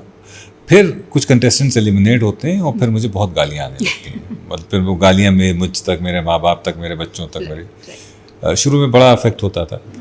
फिर मैंने उसको क्वांटिफाई किया, मैंने कहा अच्छा ये 150 कमेंट्स हैं, इसमें से 6 कमेंट्स ऐसे हैं, तो परसेंटेज तो बहुत छोटा हुआ, बहुत छोटा हुआ, राइट। तो हम क्यों उनको इफेक्ट उतना इम्पोर्टेंस दें? ऐसा होता है सर, जब हम काम करते हैं ना आपके फील्ड में, तो स्पेशली, और मेरा भी अब यही फील्ड है क्योंकि हम लोग भी एज अ डॉक्टर कह लो डिजिटल डॉक्टर्स बन गए हैं, इंस्टाग्राम पे आ गए, तो वो गाली सिर्फ हमें नहीं, हमारी फैमिलीज तक जाती है। हाँ। बट आई थिंक हमें उस चीज़ को ज़्यादा इफेक्ट इसलिए नहीं देना चाहिए क्योंकि they are the people, such peoples जो आज बोल रहे हैं, आज हमें बोल रहे हैं, कल किसी और को बोलेंगे। उनको काम ही शायद यही है कि दूसरे को पोक करना।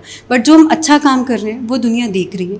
स्पेशली आपको तो दुनिया इतना एम्प्लीफाइज करती है और मतलब इतने लोग आपसे मिलना चाहते हैं कि बिग बॉस तो is a sensation sir. Thank you.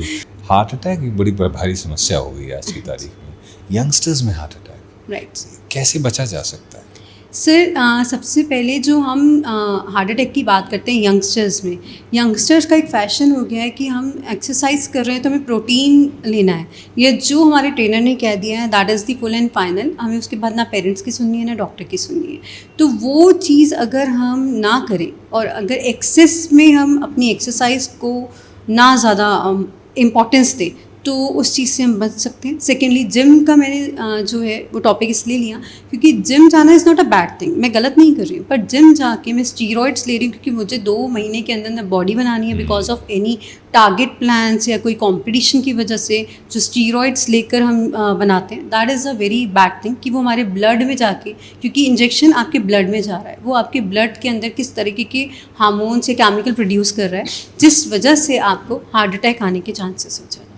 क्या खाना, क्या 3 तरह की चीज़ें हैं जो इंक्लूड करें खाने में, कोलेस्ट्रॉल को पॉजिटिवली इम्पैक्ट करे, जो कोलेस्ट्रॉल का बैड कोलेस्ट्रॉल कम करे और हार्ट अटैक की रिस्क को लोअर करे? ऐसे कौन से 3 फूड्स हैं जो हम डेली लाइफ में इनकॉर्पोरेट कर सकते हैं? सर, सबसे पहले हम फ्लैक्स सीड्स ज़रूर अपनी डाइट में इंक्लूड करें।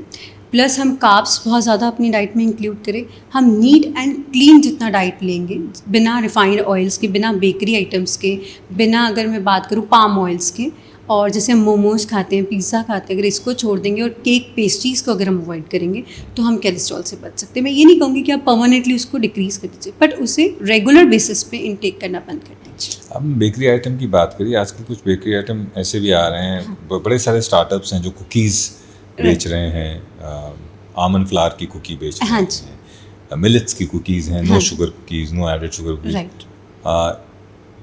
आपके हिसाब से ये भी नुकसान ही है? इनका भी इंटेक लिमिटेड होना चाहिए या बिल्कुल नहीं होना चाहिए? नहीं, बिल्कुल तो सर मैं किसी भी चीज़ का इंटेक आपको मना नहीं करूँगी क्योंकि एज ए ह्यूमन हमें हर चीज़ इंटेक करने का एक, अगर मैं कहूँ कि मौका मिल रहा है तो बिल्कुल हमें ट्राई करना चाहिए। बट अगर हम इसे हैबिट बना लेते हैं तो गलत है।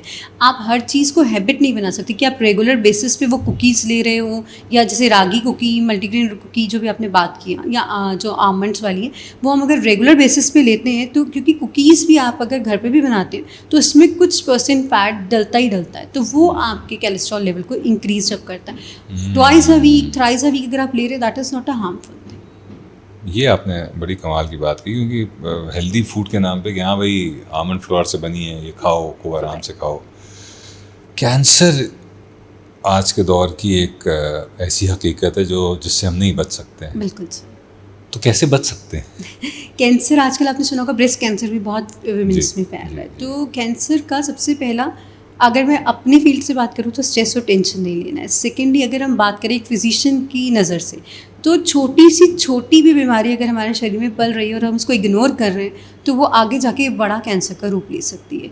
जैसे कि वेट लॉस हो रहा है, एक अगर बात की जाए कि हम सब कुछ खाकर भी, आपसे मेरी ऑफ कैमरा भी ये बात हुई थी कि सब कुछ खा रहे हैं लेकिन लग नहीं रहा है, और लोग बड़े खुश हो जाते हैं, अरे हम तो बड़ा लग नहीं रहा है, और वेट लॉस हो रहा है, तो वो हम बड़े खुश हो जाते हैं कि हमें कोई प्रॉब्लम नहीं है। But it's not a thing कि हमें खुश होना चाहिए। इट्स अ वार्निंग साइन कि वेट डेली बेसिस पे जाना इज़ अ वार्निंग कि आपकी बॉडी में कुछ बहुत बड़ा गड़बड़ चल रहा है जो आपको टेस्ट कराने की ज़रूरत है। आइदर इट्स अ टीवी, आजकल टीवी भी बहुत तरह का हो गया है, जैसे कि लंग्स का होता है, स्पाइन का होता है, ब्रेन का होता है। सबसे पहले वेट लॉस अगर आपका बहुत ज़्यादा हो रहा है और आप थोड़ा सा भी वीकनेस फील कर रहे हैं तो लोग कहते हैं इसने ना डाइटिंग करी थी, इस वजह से इसके साथ ये प्रॉब्लम हो गई। तो उनको ये समझ नहीं आता ये डाइटिंग की वजह से नहीं है, ये न्यूरोलॉजिकल डिसऑर्डर है जो कि टीवी आपके दिमाग तक पहुंच गया है और उसके बाद डॉक्टर्स भी कुछ नहीं कर सकते। या तो आप परमानेंटली कोमा में चले जाएंगे या फिर आप लाइफ सपोर्टर पे जाके 2 से 3 दिन में वो चीज़ ख़त्म हो जाती है।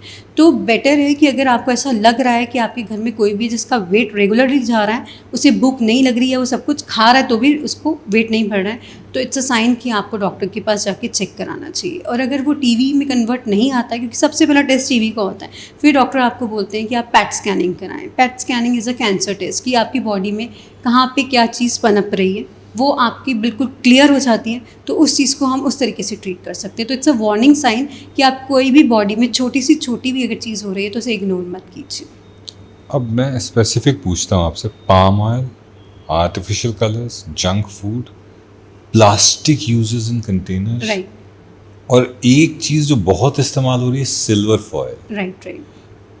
इनके क्या दुष्परिणाम हैं, इनके कुछ वो हैं जो हमें अवॉइड करना चाहिए? बिल्कुल है सर। पाम ऑयल, और अगर हम बात करें आर्टिफिशियल कलर की, या हम बात करें जो आप सिल्वर फॉयल की बात कर रहे हो, ये हमारे को कैंसर का डायरेक्ट रास्ता खोल कर देते हैं, क्योंकि इसमें इस तरह के केमिकल्स होते हैं जो सीधा की सीधा हमारी बॉडी में कैंसर की सेल को प्रोड्यूस करते हैं। बात करें जंक फूड की, तो जंक फूड जो है स्टार्ट ही आपका ओवरवेट से होता है, वो आपको लेके जाता है थायराइड की तरफ, डायबिटीज़ की तरफ, हाइपरटेंशन की तरफ, कोलेस्ट्रॉल इंक्रीज होता है, हार्ट हेल्थ आपकी ख़राब होती है, आपके नी पेन, जॉइंट पेन शुरू हो जाते हैं, यूरिक एसिड बढ़ जाता है कई बार बॉडी में। तो जंक फूड, और अगर हम बात करें बाकी तीन जो आपने पूछे, उनमें यही डिफरेंस है कि एक हमें ओबेसिटी की तरफ ले जाके धीरे धीरे हमारी बॉडी को ख़त्म करता है, और ये जो है आने वाले टाइम में पाम ऑयल, आर्टिफिशियल कलर्स या प्लास्टिक या हमारा सिल्वर फॉयल, ये सीधा हमें कैंसर की तरफ लेके जाता है। तो जितना हो सके जंक फूड को हम कम से कम अपनी लाइफ में इंक्लूड करें, और इनको हम जितना हो सके अवॉइड करें तो अच्छा रहता है। सिल्वर फॉयल में खाना ना पैक करा जाए, बिल्कुल। ये ना सोचें कि गर्म रहेगा, वो गर्म के चक्कर में आप बहुत खतरनाक चीज़ें हैं। The trade in is too much actually.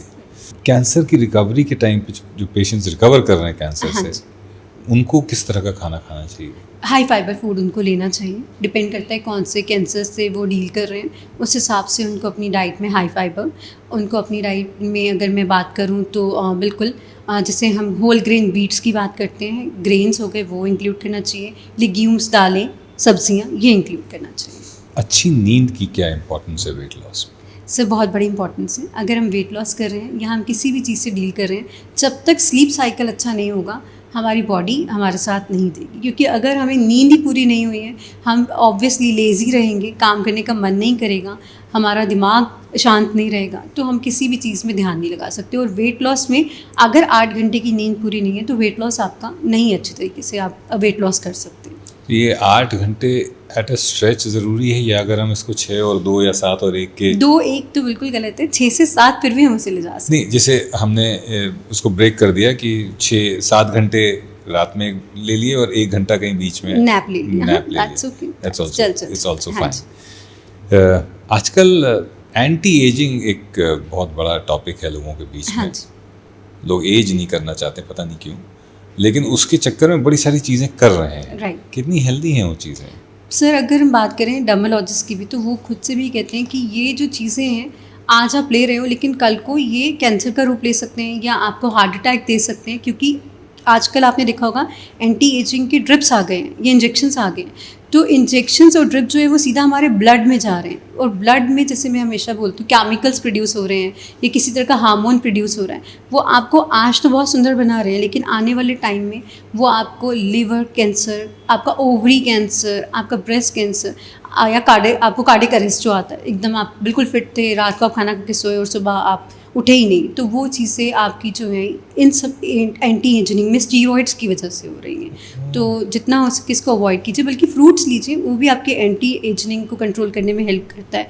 Stress जितना कम होगा उतना आप अपनी एज से छोटे दिखना शुरू हो जाते हैं। लेकिन हाँ, अगर जैसे छोटी एज की कोई लड़की है 25 साल लेकिन स्ट्रेस लेती है, तो आपने देखा होगा वो लगती ही नहीं अपनी एज में 25 हाँ 30। तो आप जितना अपने आप को, आपके हैप्पी हार्मोन्स बढ़ेंगे, आप जितना स्लीप साइकिल अच्छा करेंगे, जितना आपका डाइट अच्छा होगा, आपका फिजिकल अपीयरेंस उतना ही बेटर होगा, और जितना आप ये सब चीज़ें लेंगे आप एंटी एजिंग से बच सकते हैं, बोटॉक्स से बच सकते हैं। नेचुरल प्रोसेसेस जो है, जो आपने बता ही दिए, हाँ जी, जितना नेचुरल रहेंगे उतना ही जितना स्ट्रेस नहीं लेंगे अपने आप ही उम्र हाँ कम दिखती जाएगी। अगर आप चाहें इस सवाल का जवाब देना, तो अभी एक हाल ही में एक सेलिब्रिटी की मौत भी हुई, और ऐसा कहा जा रहा है, शेफाली जी की मैं बात कर रहा हूँ, ऐसा कहा जा रहा है कि कुछ एंटी एजिंग ड्रग्स या प्रोसीजर्स पे थी जिसकी वजह से ऐसा हुआ।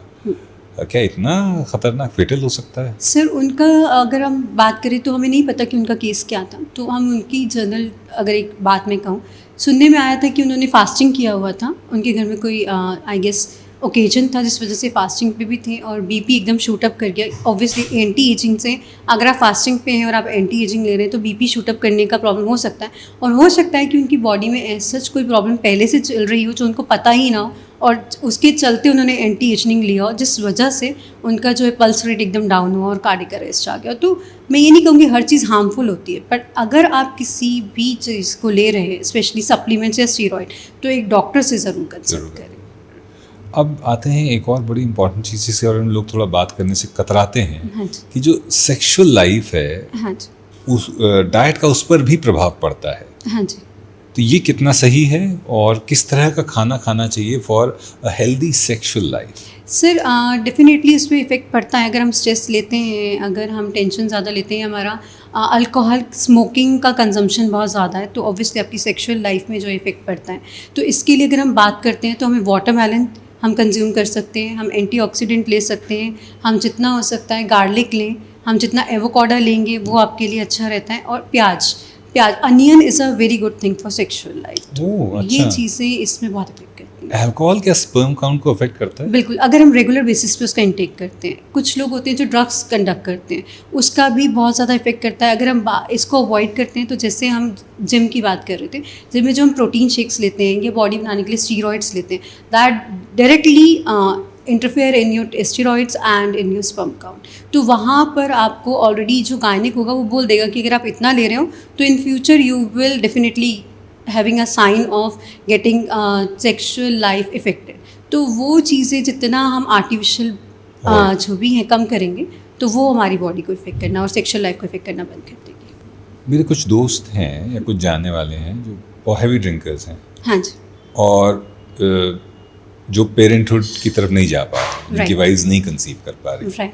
क्या अल्कोहल कारण है? बिल्कुल, अल्कोहल उसका एक बहुत बड़ा मेजर इशू हो सकता है कि वो स्पर्म काउंट को आपका डिफेक्ट करता है। सो जितना हम इन सब चीज़ों से, अल्कोहल से, स्मोकिंग से, आर्टिफिशियल प्रोडक्ट्स से या सप्लीमेंट से दूर रहेंगे, उतना हमारा सेक्सुअल जो लाइफ है वो हेल्दी रहेगा। और पेरेंट बनने के चांसेस उतने ज़्यादा बढ़ते मतलब हैं। अगर आप अल्कोहल ले रहे हो जैसे मंथ में 1 बार 2 बार, that's okay, but regular basis पे आप consumption is regular and heavy, हाँ right, that is bad. Bad. तो अब मान लीजिए 15 साल हो गए शादी को, बहुत शराब पी रहे थे 15 साल तक, नहीं पिता बन पाए, हाँ, लेकिन 15वें साल में अकल आ गई और हमने कम कर दिया, बंद कर दिया, राइट। तो क्या ये रिवर्सिबल है? मतलब क्या अब चांसेस बढ़ सकते हैं स्पर्म काउंट चेंज हाँ, होने के? वो बिल्कुल रिवर्सिबल है, लेकिन उसके लिए फिर आपको सेक्सोलॉजिस्ट से मिलना होगा, ट्रीटमेंट्स प्रॉपर लेने होंगे और आपको अपना थोड़ा सा लाइफस्टाइल चेंज करना होगा, तो धीरे धीरे वो चीज़ें नॉर्मल हो सकती हैं। But that also for female also biological cycle जिसकी हम बात करते हैं, तो वो भी एक इम्पॉर्टेंट रोल प्ले करता है इसमें। लॉन्जिविटी के लिए 3 आपके हिसाब से ऐसी आदतें, लाइफस्टाइल हैबिट्स जो हमें इनकॉर्पोरेट करनी चाहिए ताकि एक तो लॉन्जिविटी बढ़े और हेल्दी हम रहें। हाँ। ऐसा ना हो कि मतलब हम जिए 75-80 साल तक और स्वस्थ रह के जिए। Right. तो क्या 3 लाइफस्टाइल उसके लिए सबसे पहले हमें अपना मेंटल हेल्थ, हमें खुश रहना चाहिए, हमारा स्लीप साइकिल अच्छा होना चाहिए, हमारा डाइट अच्छा होना चाहिए, हमारा फिजिकल एक्टिविटी एटलीस्ट आज की डेट में जो बहुत बिजी शेड्यूल है 30 मिनट्स का ज़रूर होना चाहिए। अब आते हैं मतलब एकदम रैपिड फायर टाइप के सवाल मैं आपसे Dance. पूछता हूँ। इम्यूनिटी बूस्टर टिप्स हमारे व्यूअर्स के लिए आप अगर देना चाहें। एक तो वाटर इनटेक बढ़ा दीजिए, अश्वगंधा अपनी डाइट में ज़रूर इंक्लूड कीजिए, और जितना हो सके अपना आप वॉलनट्स हो गए, आमंड्स हो गए, ये ज़रूर इंक्लूड कीजिए। आपने वाटर इनटेक की बात करी, कई लोग ऐसा भी मानते हैं पानी है कितना भी पिए जाओ कोई दिक्कत नहीं है, ये भी मेरे ख्याल से गलत है।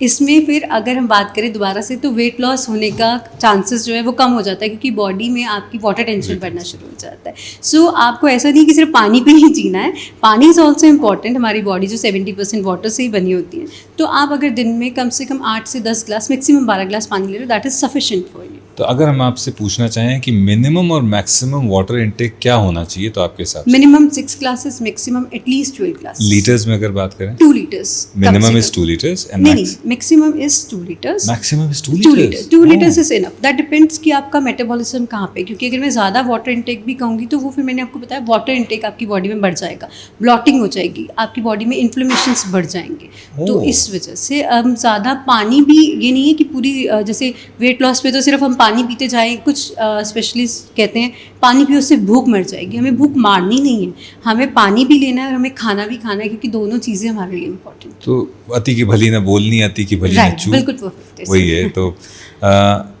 लेकिन अगर कोई जैसे मुझे पसीना बहुत आता है, हाँ जी। और मैं वर्कआउट करता हूँ तो उस समय तो लीटरों में पानी पसीना निकलता है, हाँ। तो हमारे जैसे लोगों के लिए क्या ये जो मैक्सिमम 2 लीटर की लिमिट है ये ज़्यादा होनी चाहिए? बिल्कुल ज़्यादा होनी चाहिए, क्योंकि आप तो ऑलरेडी अपनी बॉडी से उस चीज़ को शेड कर रहे हैं, क्योंकि आप एक्सरसाइज भी कर रहे हैं, पसीना भी आ रहा है, यूरिनेशन के फॉर्म में भी जा रहा है, तो उसको हम 3 से 4 लीटर पे ले जा सकते हैं। चलिए, हर्बल सप्लीमेंट के बारे में एक मिथ जो आप बस्ट करना चाहते हैं। रातों रात वेट लॉस हो जाएगा, रातों रात कभी वेट लॉस नहीं होता है। वेट लॉस के लिए मेहनत बहुत ज़रूरी है, पॉजिटिव रहना बहुत ज़रूरी है, अच्छा खाना बहुत ज़रूरी है।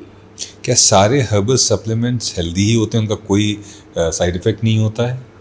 नहीं, ऐसा नहीं है सर कि सब हेल्दी होते हैं कि हर्बल है तो साइड इफेक्ट तो नहीं होगा, ऐसा नहीं, जरूरी नहीं। ऐसा नहीं होता। वो साइड इफेक्ट्स में ये नहीं कहूँगी कि आपको कोई अगर हर्बल है तो कैंसर देगा, कई बार कॉन्स्टिपेशन देके जाता है, छोटा सा ही साइड इफेक्ट हो जाता है। तो वो डिपेंड करता है कि आपकी बॉडी किस तरीके की है, उसमें क्या चीज़ें सूट करती हैं। जैसे किसी को गर्म चीज़ें सूट करती हैं, किसी को ठंडी करती हैं, उसके हिसाब से ही हर्बल प्रोडक्ट आपको सूट कर सकता है।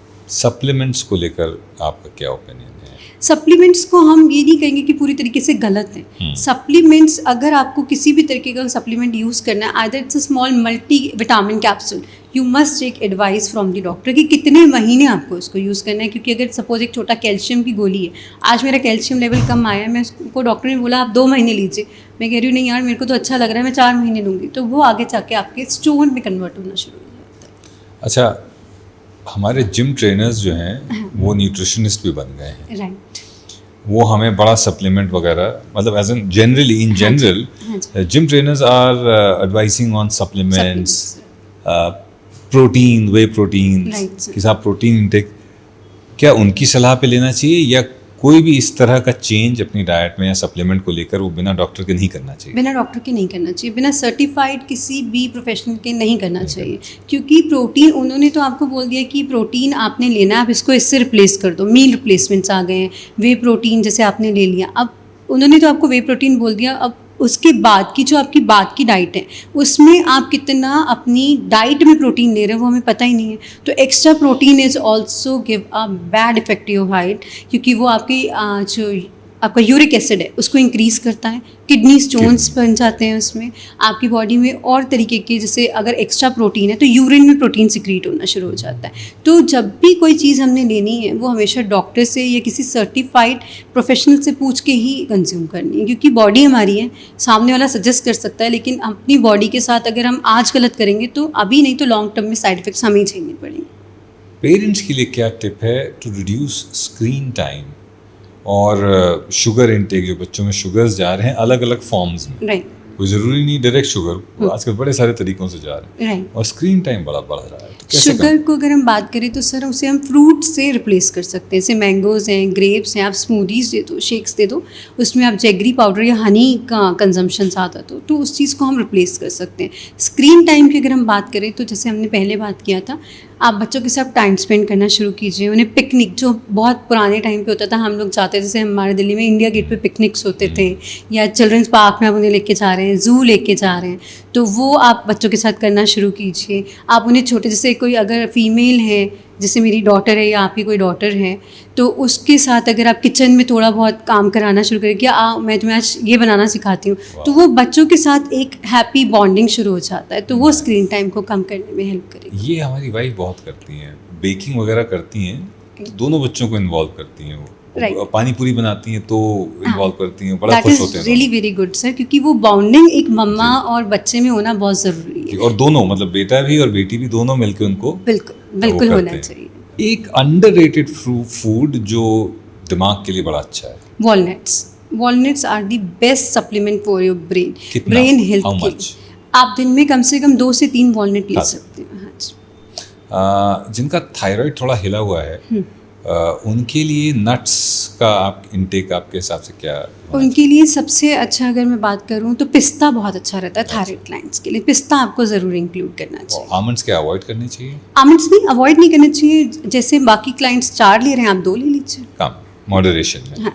एक इंग्रेडिएंट जो हर फीमेल को अपनी डाइट में डालना चाहिए, फ्लैक्स सीड्स, चाहे वो PCOS है, PCOD है, लेकिन डालना चाहिए। और आपकी लाइन ऑफ प्रोडक्ट्स में सबसे वायरल प्रोडक्ट कौन सा है? पर डे पर केजी। पर डे पर केजी। Right.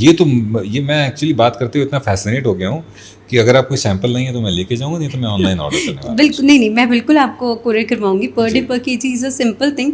ये हर्ब्स ही हैं बट ये इतने इफेक्टिव हैं कि अगर मैं भी कंज्यूम करती हूँ तो नेक्स्ट डे मुझे भी रिजल्ट्स बहुत अच्छे मिलते हैं। प्लीज़ आप ये मेरे थायराइड, मैं आपको अपनी जो ब्लड रिपोर्ट है वो मैं भेजता हूँ, आप उनके हिसाब से आप बताइए कि मैं बहुत फैसिनेटेड हूँ, इसको मैं ज़रूर ट्राई करूँगा। 100%। एक मिथ जो आप सुनते हो वेट लॉस या हेल्थ से रिलेटेड, वो आजकल तो बड़े सारे हैं। 6 बजे के बाद कुछ नहीं खाना है। जो लोग रात की शिफ्ट में हैं वो बेचारे क्या करेंगे? ये एक मिथ है। हार्मोनल इम्बैलेंस, उसको क्योर करने के लिए क्या डाइट जो है वो आपके हिसाब से होना चाहिए? हार्मोनल इम्बैलेंस को अगर हम कंट्रोल करना चाहते हैं तो सबसे पहले हमें रिफाइंड शुगर्स बंद करने हैं, पैकेजिंग आइटम्स बंद करने हैं, और जितना हम ये चाइनीज़ खाते हैं उसको थोड़ा कंट्रोल करना है, तो हम अपने हार्मोनल इश्यूज़ को कंट्रोल कर सकते हैं। अच्छा मैम, मिथ्स की बात कर रहे हैं तो खाना खाने के समय पानी नहीं पीना चाहिए, खाना खाने के बाद पानी नहीं पीना चाहिए, इसको लेकर क्या एक्चुअल मेडिकल साइंस क्या कहता है? सर अगर हम बात करें, आपने सुना होगा आजकल सर्जरीज भी बहुत फैशन में है वेट लॉस के लिए। हालांकि ये सर्जरीज उनके लिए बहुत अच्छी है जिनको बहुत नीडेड है। तो क्या होता है इसमें, आपको जब डॉक्टर के पास आप जाते हैं तो आपको समझाते हैं कि हमारा जो टमी है वो इलास्टिक बैंड है। तो जो बेबी टमी होता है वो धीरे धीरे जैसे जैसे हमारी एज बढ़ती है वैसे बढ़ जाता है। तो अगर हम साथ में पानी पीते हैं तो वो वेट आपका जो है गेन करता है, क्योंकि वो आपका टमी बढ़ जाता है। हाँ, खाना खाने के 1 घंटे के बाद या आधे घंटे के बाद पानी पीना that is a normal thing, लेकिन अगर हम साथ में पी रहे हैं तो वो आपका वेट गेन करने में हेल्प करता है, इसलिए आपको मना। और क्या डाइजेशन पे भी इम्पैक्ट करता है पानी अगर पी रहे हैं साथ में खाना खाने के? नहीं, ऐसा कोई वो नहीं। अच्छा, एक बड़े कमाल का इंटरेस्टिंग प्रोडक्ट है आपके प्रोडक्ट लाइन में, वेट लॉस वाइन, जो कि फ्रूट से बनी है। हाँ जी। तो मैं जैसे शराब नहीं पीता हूँ तो क्या मेरे जैसे लोग भी पी सकते हैं? सर डॉक्टर हैं हम तो अल्कोहलिक कुछ दे ही नहीं सकते। It's a non alcoholic item. अच्छा। तो ये बेसिकली फ्रूट्स और आपके हर्ब्स का कॉम्बिनेशन होता है, जिसको हमने 9th जो है प्रोड्यूस किया है। तो इससे एक तरह का जूस है जिसे आप दिन में 3 ml लेंगे अपने मील्स के बाद, तो ये आपकी बॉडी से डिटॉक्सिफिकेशन का हेल्प करता है। इसका नाम अगर हम बोले वाइन, तो वो हमने सिर्फ इसलिए दिया है क्योंकि काफ़ी क्लाइंट्स जो है वो वाइन पीने में बहुत इंटरेस्टेड होते हैं, जैसे काफ़ी लेडीज़ हैं। तो इसका हल्का सा टेस्ट आपका वैसा आता है जैसे आप वाइन ले रहे हो, लेकिन इसमें किसी तरह का नशा नहीं है।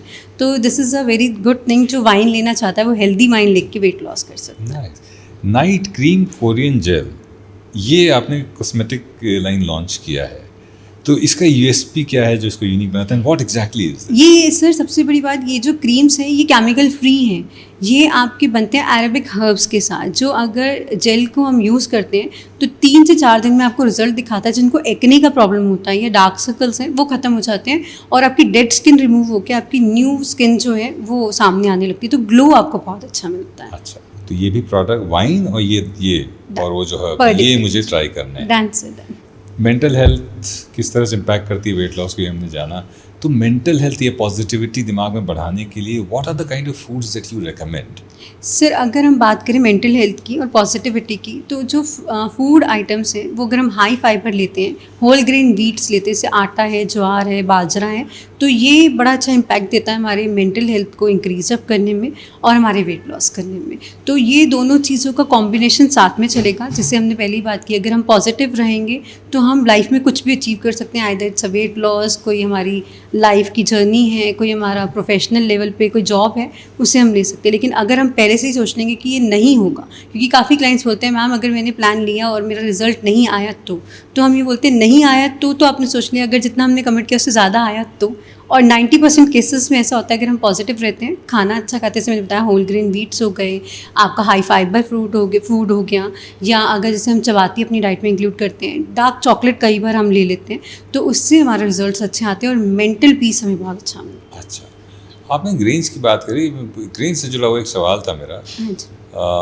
मेरी मम्मी से बड़ी लड़ाई होती रहती है, अरे अनाज का रोटी तो खानी ही पड़ेगी, और रोटी मैंने देखा है जब से मैंने एक्सक्लूड करी है और स्विच किया है मिलेट्स पर, तो एक बड़ा अच्छा इम्पैक्ट आया है। Is it because of the kind of atta that we are using? Sir रोटी खानी पड़ेगी इट्स बिकॉज क्योंकि वो आयरन रिच होती है, अगर हम नहीं खाएंगे तो आयरन डेफिशिएंसीज हो जाती हैं, हीमोग्लोबिन लेवल कम हो जाते हैं। बट वो डिपेंड करता है कि जो हम रोटी खा रहे हैं वो कितनी प्योर है, वो गेहूँ कितना प्योर है। तो इसीलिए जैसे आपने बोला आपने मिलेट्स पे चेंज किया है उसे, तो मिलेट्स जो वो मिल रहे हैं वो आपको प्योर मिल रहे हैं। अब रोटी में मैदा मिक्सिंग है, क्योंकि आजकल क्या होता है जब हम गेहूँ भी पिसवाते हैं तो ऊपर की जो उसका ग्रेन का हाँ। छिलका होता है वो उतार देते हैं, फाइबर तो सारा उसी में होता है। तो इस वजह से जो हम रोटी खा रहे हैं वो कुछ नहीं, हमें सिर्फ फैट बढ़ा रही है। तो इसलिए कुछ लोग व्हीट रोटी को एक्सक्लूड करके बाजरा या मिलेट्स पे आ जाते हैं। आजकल मेरे साथ भी होता रहता है, कई बार मूड स्विंग्स बहुत होते हैं और सडनली एक स्ट्रेस लेवल बढ़ जाता है। राइट। दिन का एक हिस्सा ऐसा आता है जहाँ पर स्ट्रेस लेवल बहुत ज़्यादा लगता है, यू कैन फील इट। हाँ। आपको लगता है जैसे वो आपको दबा रहा है, एक Right. वजन है जो आप के कंधों पर डाल दिया है, दिमाग पर डाला हुआ है। उस समय पर क्या कोई ऐसा फूड आइटम है जो उस स्ट्रेस लेवल को तुरंत नीचे ला सके? सर इंसुलिन लेवल की अगर मैं बात करूं तो उस टाइम रिलीज होता है। तो जैसे हम बात करते हैं डार्क चॉकलेट, हम हमेशा डार्क चॉकलेट या डार्क जेगरी बोलते हैं क्योंकि मीठा होता है। जब भी हम कुछ मीठा लेते हैं तो हमारे जो स्ट्रेस हार्मोन्स प्रोड्यूस होते हैं वो उसको कंट्रोल करता है। तो उस टाइम पे अगर हम कुछ मीठा लेते हैं तो आप देखोगे मुश्किल से आधे घंटे के अंदर हमारा स्ट्रेस लेवल जो है वो कंट्रोल आने लगता है। तो उस टाइम पे हम अगर कुछ भी मीठा कंज्यूम करते हैं तो एकदम से हमारा स्ट्रेस लेवल नॉर्मल। बट मीठे का मतलब ये नहीं है कि जाके मिठाई हाँ, मिठाई नहीं, नेचुरल शुगर थोड़ा सा। जेगरी पाउडर आप यूज़ कर सकते हैं, आप डार्क चॉकलेट यूज़ कर सकते हैं, आप चाहो तो उस टाइम पे मैंगो का एक स्लाइस ले सकते हो अच्छा। या वनीला आइसक्रीम का एक स्कूप ले सकते हो उस टाइम के लिए, जो आपको उस टाइम स्ट्रेस से रिलीव करे। ऐसा ना हो कि उस चक्कर में आप अपने शुगर लेवल एकदम स्पाइक Right. कर लो। Right. एक डॉक्टर साहब, अगर एक होलिस्टिक डाइट प्लान अगर मैं किसी को अगर आप रेकमेंड करना चाहें, एक जेनेरिक जो ठीक है आप रोज़मर्रा में फॉलो कर पाएँ, तो आपके हिसाब से क्या होगा ब्रेकफास्ट लंच डिनर? सबसे पहले सुबह उठ के अगर आप ले सकते हैं तो फ्लैक्स सीड्स वाला वाटर लीजिए या मेथी दाना वाला वाटर लीजिए। फिर अपना ब्रेकफास्ट जो आप ले रहे हैं उसमें आप जैसे मल्टीग्रेन ब्रेड का सैंडविच, क्योंकि आजकल बहुत फैशन में मल्टीग्रेन ब्रेड, तो कोई लेना चाहे तो वो ले सकता है, या उपमा, पोहा, या फिर आप एक स्टफ़ रोटी दही के साथ ले सकते हैं, या चीला मूंग दाल या बेसन का ले सकते हैं। देन आते हैं मिड मील में, उस टाइम अगर आप फ्रूट्स ले लो सबसे बेस्ट है।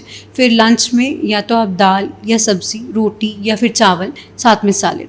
इवनिंग के टाइम पे कि हम सबको आदत है चाय लेने की, तो चाय मखाना के साथ हम ले सकते हैं, सबसे हेल्दी ऑप्शन है। डाइट नमकीन आजकल मार्केट्स में अवेलेबल है। रोज़ खा सकते हैं मखाना? मखाना रोज़ खा सकते हैं। मखाना कैल्शियम रिच है, हाई फाइबर है, तो वो तो आपको बहुत अच्छा ग्लो देता है, तो आप मखाना ले सकते हैं। उसके बाद अगर हम बात करें डिनर की, तो उसमें मैं कहती हूँ कि आप चावल थोड़ा सा अवॉइड कीजिए अगर आप वेट लॉस पे, अदरवाइज़ चावल या रोटी में से एक चीज़ लीजिए, और दाल लीजिए, राजमा लीजिए, चना लीजिए, और साथ में आप अपना अगर लेना चाहें तो थोड़ी देर बाद जेगरी हल्का सा आप ले सकते हैं।